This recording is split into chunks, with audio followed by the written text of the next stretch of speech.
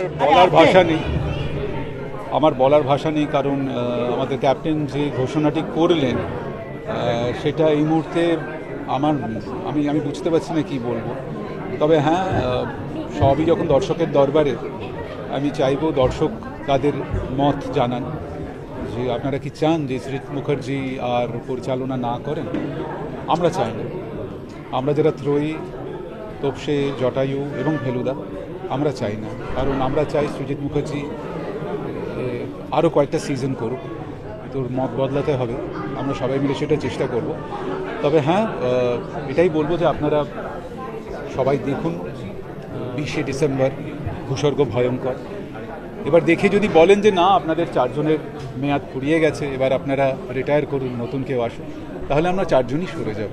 কিন্তু যদি মনে হয় যে না, এটা দেখার পর যে আপনাদের কাছ থেকে আরও কয়েকটা ফেলুদার প্রত্যাশা রাখি, সেক্ষেত্রে আমরা চেষ্টা করব সবাই মিলে সৃজিত মুখার্জির এই মত বদল করানোর।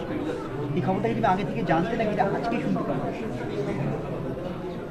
কানাঘুষোই শুনেছিলাম, তবে আমার মনে হয়েছিল যেটা হয় আর কি, অনেক সময় সৃজিতের প্রচুর কাজ, বম্বে কলকাতা মিলিয়ে প্রচুর কাজ, বড় বড় ছবি করছে, সেক্ষেত্রে হয়তো সময় পাবে না বলেই হয়তো বলেছে। তবে আমার মনে হয় ওর মনে হয়েছিল যে ওর ফেলুদার প্রতি যা অসম্ভব ভালোবাসা, তাতে মনে হয়েছিল নিশ্চয়ই 15-20 দিনও বার করতে পারবে, কিন্তু যে একেবারে মনস্থির করে ফেলেছে সেটা আমি কল্পনা করতে পারিনি।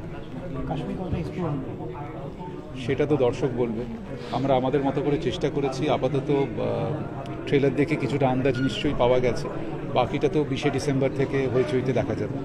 যে ফেলুদার ভূস্বর্গ ভয়ঙ্কর বড়দিনে শীতকালে রিলিজ করছে, একদম পারফেক্ট একটা শীতের ছুটিতে সকলকে নিয়ে বসে দেখার মতন একটা ওয়েব সিরিজ।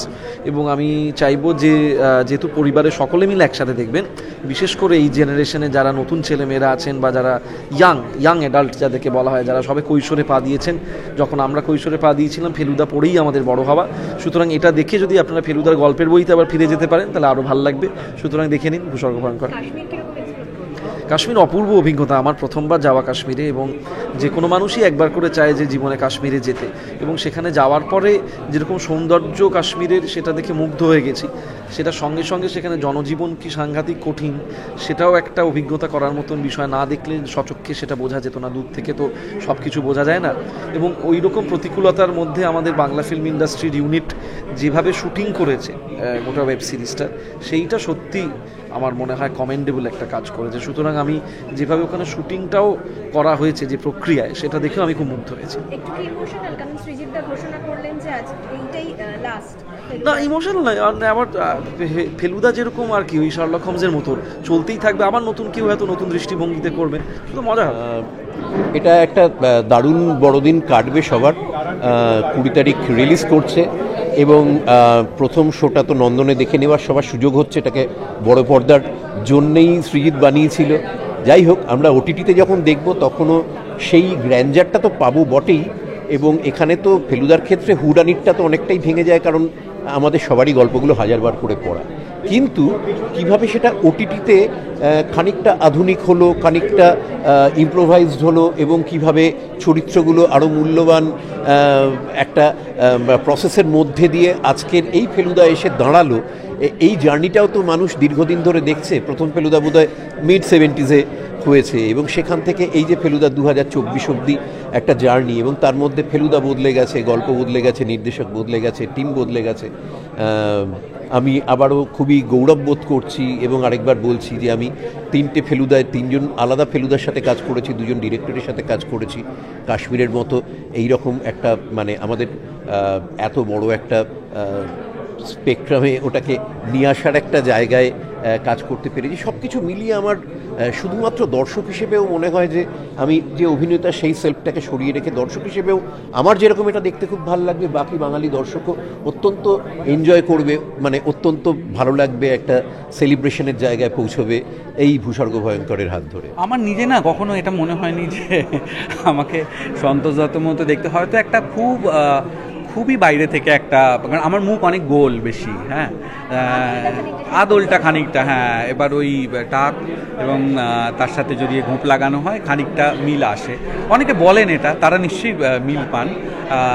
তবে আমি কোনোভাবেই যখন থেকে এই চরিত্রে আমাকে সৃজিত নির্বাচন করেছে, আমি কখনোই ওনার মতো করবার আমি চেষ্টা করিনি, কারণ সেটা একটা ব্যর্থ প্রচেষ্টা হতো। উনি অভিনয় করার পরে তারপরে তো আরও অনেক বড় বড় অভিনেতারা, রবি ঘোষ, অনুপ কুমার, মোহনা গাছে, এরা সবাই অভিনয় করেছেন ওই চরিত্রে।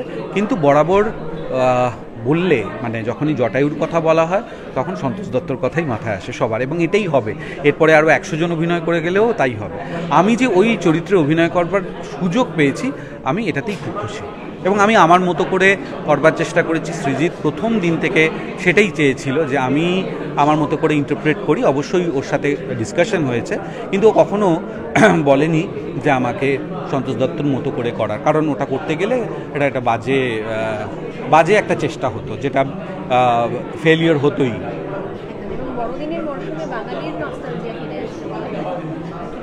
ঠিক, আমরা ছোটোবেলায় এরকম এই পার্টিকুলার সময়টা বছরের আমরা অনেক কিছুর জন্য আমাদের উইন্টার ভ্যাকেশন পড়তো। তখন এত সারা বছর কমলালেবু পাওয়া যেত না, সারা বছর এত ফুলকপি পাওয়া যেত না।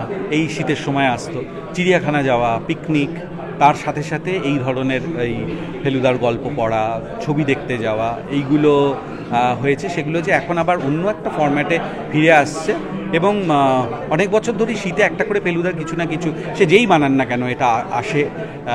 সেটা যে আমরা কন্টিনিউ করতে পারছি এখনও, সেটার জন্যে। এবং ফেলুদা তো এজলেস আর কি, মানে বাচ্চারাও পছন্দ করেন, বড়রাও পছন্দ করেন, তো এটা সবাই আনন্দ পায়।